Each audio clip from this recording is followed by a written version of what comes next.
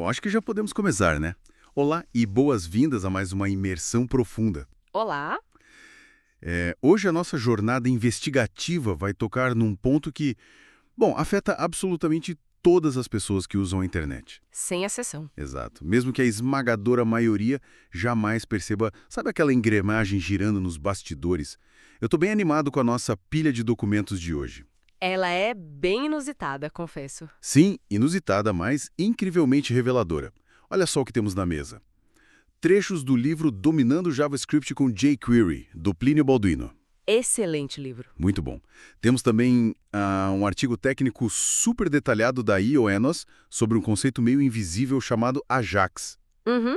A página oficial do jQuery Learning Center e, para amarrar isso tudo com a realidade, o currículo de um jovem desenvolvedor chamado Lucas da Silva Lima. É uma mistura fantástica de fonte. E eu diria que a nossa missão de hoje, o nosso grande objetivo, é desvendar exatamente como a web deixou de ser aquela coleção de páginas estáticas. Engessadas, né? Isso, engessadas e dolorosamente lentas do passado, e como ela se transformou nessa experiência rápida e fluida que a sociedade moderna simplesmente exige. Ninguém tem paciência hoje em dia. Nenhuma.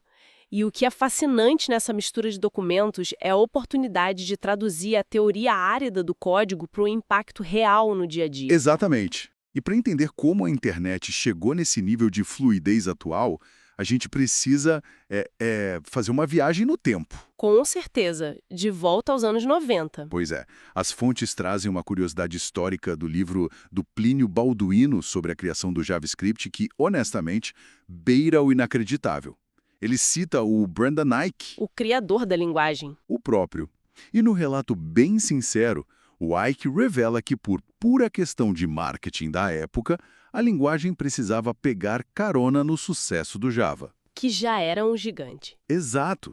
A ordem corporativa era que o JavaScript se parecesse com o Java, mas funcionasse como uma espécie de irmão mais novo e bobo. É até engraçado pensar nisso hoje. É bizarro. E o detalhe mais chocante, a primeiríssima versão dessa tecnologia, que hoje basicamente move o mundo, foi criada em cerca de 10 dias, no ano de 1995. 10 dias? Olha, se a gente analisar esse cenário com a lente da engenharia de software atual, é quase um milagre a internet não ter colapsado. Pois é. Mas essa origem apressada ajuda muito a explicar porque o JavaScript carregou um estigma tão pesado durante décadas. Como assim? Imagina o contexto. Era uma ferramenta criada a toque de caixa, distribuída globalmente e adotada em massa por entusiastas que não eram programadores com formação clássica. Ah, os famosos webmasters. Exatamente, os webmasters. Durante muito tempo, a linguagem foi vista pela academia quase como um brinquedo de amadores. Aquele negócio de copiar e colar código da internet. Sim, só para criar aqueles efeitos visuais irritantes, tipo textos piscando, sabe? Ou cursores de mouse com rastros brilhantes. Nossa, eu lembro perfeitamente disso. A poluição visual era terrível. Mas, contra todas as probabilidades, a linguagem sobreviveu. E o material até traz uma citação excelente do Douglas Crockford, apontando que o segredo dessa sobrevivência foi a flexibilidade. A permissividade da linguagem, né? Isso. Ela permitiu que quem desenvolve pudesse ir adaptando a ferramenta. Mas eu fico me perguntando, antes dessa adaptação toda salvar a pátria, qual era o real problema da web? Porque o livro menciona uma loja virtual fictícia, A Hogus Music. a Hogus Music, isso, ambientada lá em 1998, vendendo CDs. Como era a sensação de usar uma loja dessas para quem navegava na época? Era um verdadeiro teste de paciência. Cada ação exigia um pedágio altíssimo de tempo. A arquitetura da web daquela época era estritamente síncrona. Síncrona? Sim, baseada em recarregamento total. Traduzindo isso para nossa audiência, como funcionava? Significava que, se houvesse interesse em adicionar um único CD ao carrinho de compras, o clique no botão comprar fazia a página inteira ficar em branco. Nossa, O navegador mandava o pedido para o servidor recalculava o estoque, o preço, o subtotal e montava o código da página inteira do zero. e enviava tudo de volta por uma conexão de escada super lenta. Exatamente. Cada clique era uma tela branca. Imagina um erro de digitação no CPF. Um pesadelo. A pessoa esperava segundos preciosos só para receber uma mensagem de erro vermelha, forçando a preencher o formulário todo de novo. A carga sobre a paciência era imensa. E não era só a paciência de quem comprava. A carga sobre a infraestrutura das empresas também era colossal. Porque o servidor trabalhava dobrado. Muito mais que dobrado. Os servidores gastavam um processamento absurdo reconstruindo o layout de milhares de páginas por minuto, quando na verdade a única informação que tinha mudado era um númerozinho no ícone do carrinho. Faz todo sentido. A solução inicial para esse gargalo foi começar a dar utilidade real para o JavaScript, operando em conjunto com uma estrutura chamada DOM. DOM, que é a sigla para Modelo de Objeto de Documentos. Isso mesmo. O material explica o DOM como uma espécie de árvore estrutural, correto? Correto. Como se o navegador pegasse todo aquele código de texto e transformasse em galhos e folhas visuais que a gente vê na página. Exato. É a representação em árvore que o navegador cria assim que lê o HTML. O salto evolutivo aconteceu quando os navegadores permitiram que o JavaScript lesse e alterasse essa árvore dinamicamente. Entendi. A partir daí, cálculos simples como somar 3 CDs no carrinho ou validar a quantidade de números do CPF passaram a ser feitos localmente. Direto no computador de quem estava acessando. Perfeito! Sem precisar contatar o servidor central. A página passou a reagir quase instantaneamente. Foi uma revolução. Finalmente a web ganhava fôlego. O texto até detalha como os programadores podiam caçar elementos na página usando comandos embutidos e alterar caixas de texto num piscar de olhos. Sim, mas a tranquilidade na tecnologia nunca dura muito tempo. Pois é, aí que entra a famigerada guerra dos navegadores, né? O que exatamente transformou essa época num pesadelo para quem trabalhava com desenvolvimento. O problema fundamental foi a competição desenfreada por fatias de mercado. Empresas gigantescas disputando a preferência do público, criando os próprios navegadores. Internet Explorer, Netscape, depois Firefox, Chrome. E para tentar vencer essa guerra, cada empresa começou a inventar as próprias regras e comandos exclusivos, ignorando completamente os padrões universais. E o resultado disso? Uma fragmentação catastrófica. O código que funcionava perfeitamente no navegador A simplesmente quebrava a página inteira no navegador B. Os exemplos do livro ilustram isso de uma forma que chega a ser cômica se não fosse tão trágica para a produtividade. Muito trágica. O autor cita tarefas mundanas, tipo tentar buscar um elemento na tela pela classe dele, a função getElementsByClassName. Um comando super básico hoje. Sim, o programador escrevia o comando, funcionava lindo no Firefox, por exemplo, mas no Internet Explorer 8 e nas versões anteriores, esse comando simplesmente não existia no dicionário do navegador. Ele olhava para o código e não fazia ideia do que fazer. Exato. E como é que a galera lidava com um ecossistema onde as ferramentas básicas variam dependendo da máquina de quem acessa? A resposta por muito tempo foi a criação de soluções improvisadas, as velhas conhecidas gambiarras. Nossas velhas amigas. Quem programava era obrigado a escrever blocos gigantescos de código condicional, basicamente enchendo o arquivo de ifs. Se for esse navegador, faz isso. Se for aquele, faz aquilo. Exato. O sistema precisava perguntar qual era o navegador e adaptar.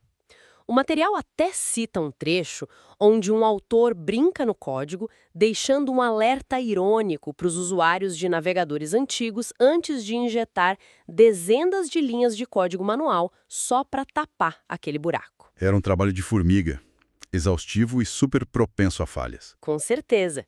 Projetos demoravam meses apenas para garantir a compatibilidade. E é exatamente no auge desse caos que surge o nosso grande herói da produtividade.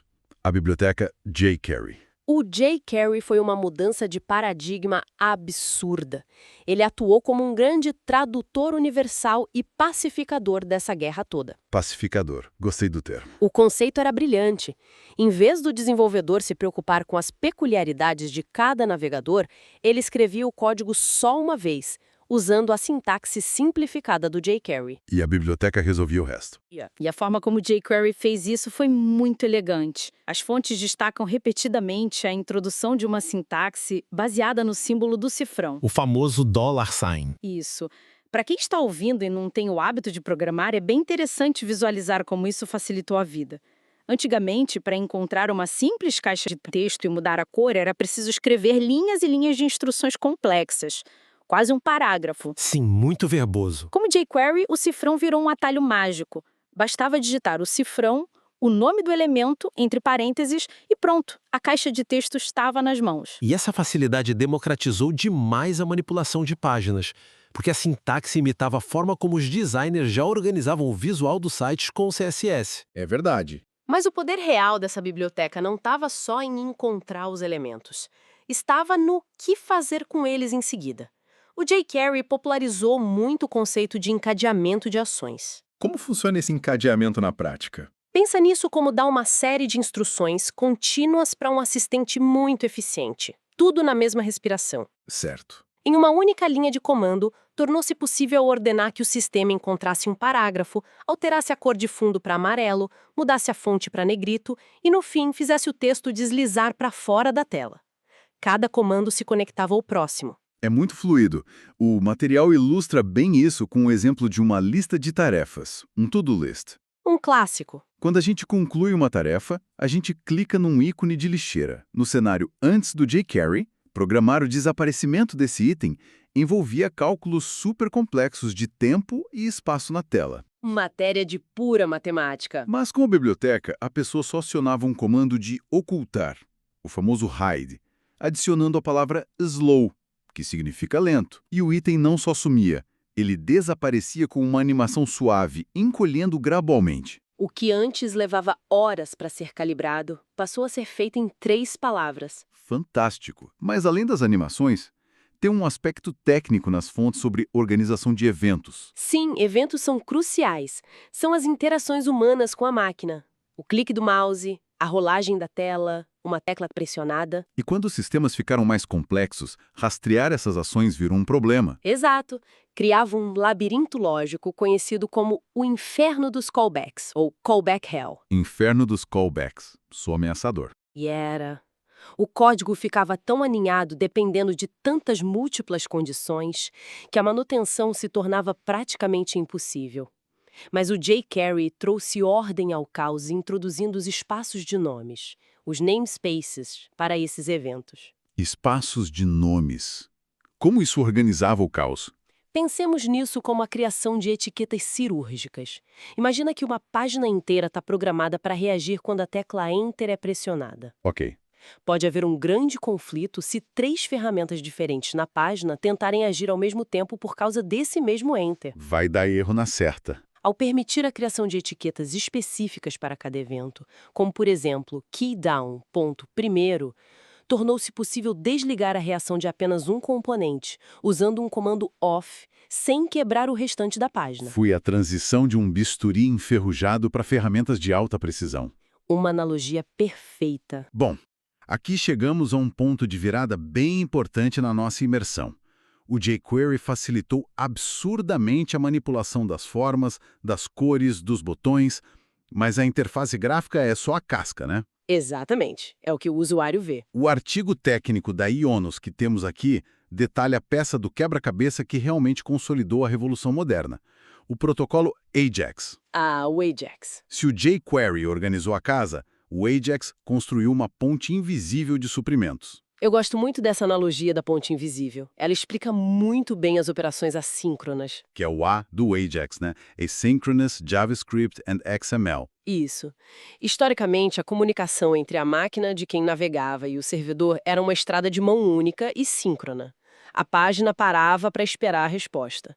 Mas o AJAX introduziu o objeto XML HTTP Request. Que nome longo! Longo e poderoso, ele permitiu que a página abrisse canais secretos de comunicação nos bastidores, buscando e enviando pacotes de dados de forma silenciosa. É muito impressionante ver como a Ionos descreve a simplificação disso tudo. O artigo menciona que, antes do jQuery envelopar essa tecnologia, criar uma requisição Ajax envolvia escrever um roteiro denso para lidar com comportamentos inesperados da rede. Sim, era bem frágil. Mas a biblioteca transformou isso num conjunto de ferramentas superdiretas. Métodos como Ajax, Get, Post, GetJSON e Load. A questão deixou de ser como estabelecer a conexão e passou a ser o que eu preciso fazer. Focou no problema do negócio. Isso. Se precisa enviar informações de um cadastro, existe um atalho focado.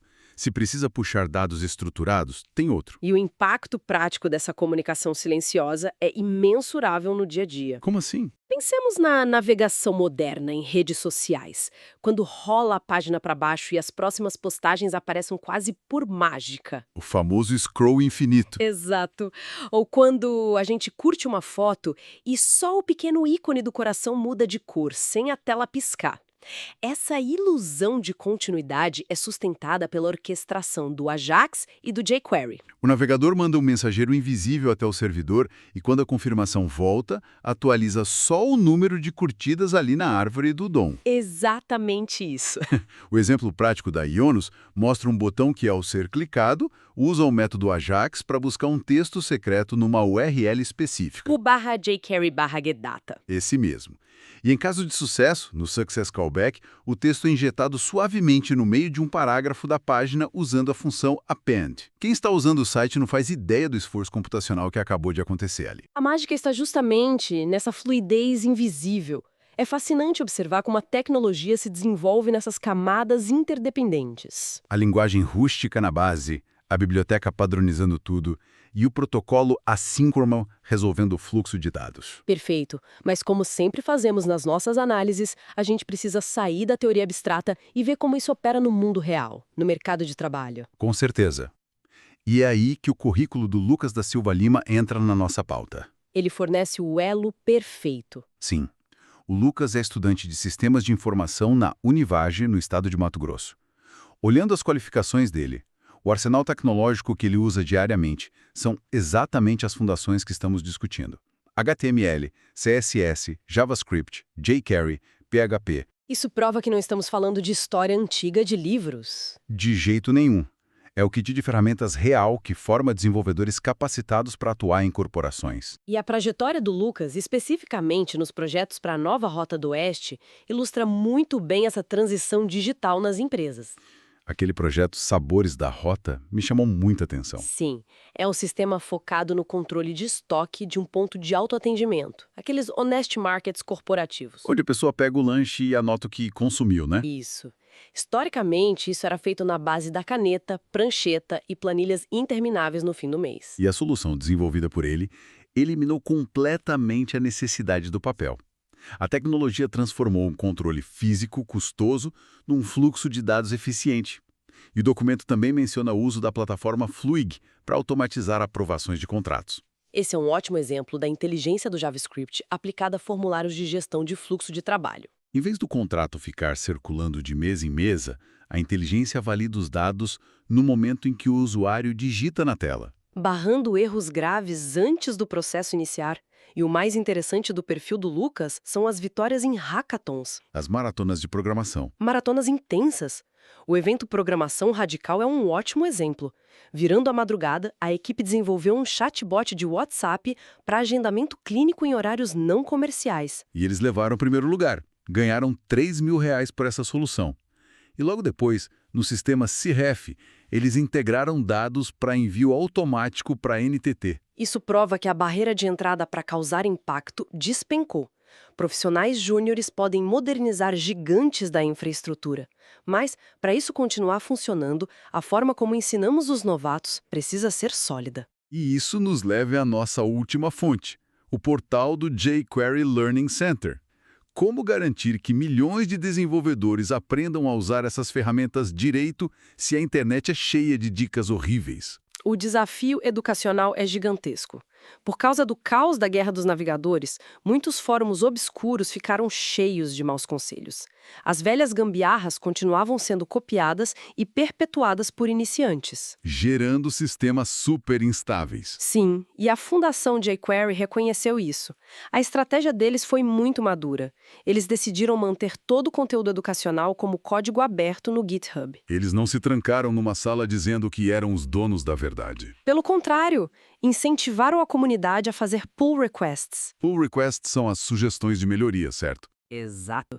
Se um veterano lê o manual e percebe que um código pode ser otimizado para navegadores mais modernos, ele envia uma sugestão oficial para os curadores. É um sistema global de revisão por pares. A própria comunidade policiando e refinando o conhecimento. Isso padroniza tudo para as próximas gerações. Filtras mais práticas para ninguém perder tempo desaprendendo vícios antigos. Bom, acho que é hora de fazermos a nossa síntese final. Vamos lá! A internet incrivelmente veloz de hoje é o resultado de uma evolução quase improvável.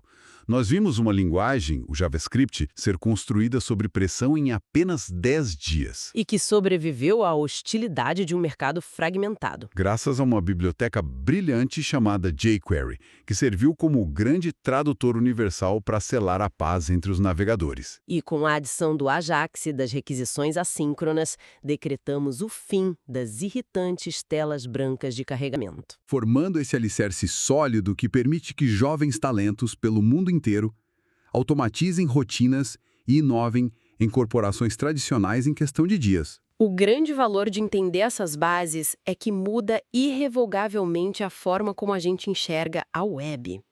Da próxima vez que um desconto for aplicado no carrinho sem recarregar a tela ou que uma lista atualizar sozinha, fica claro que não é mágica. Engenharia pura operando em frações de segundo para poupar nosso tempo. Sem dúvida. E para fechar a nossa imersão profunda, essa história de adaptação contínua deixa uma reflexão muito provocativa para nossa audiência pensar um pouco. Estou curiosa. Durante toda a discussão, ficou claro que ferramentas fundamentais da web nasceram basicamente como soluções de emergência. As famosas gambiarras ou polyfills para tapar as falhas das empresas da época. Eram improvisos que deram tão certo a ponto de virar o padrão absoluto da economia digital. É a pura verdade. O improviso de ontem é a fundação de hoje. Exatamente.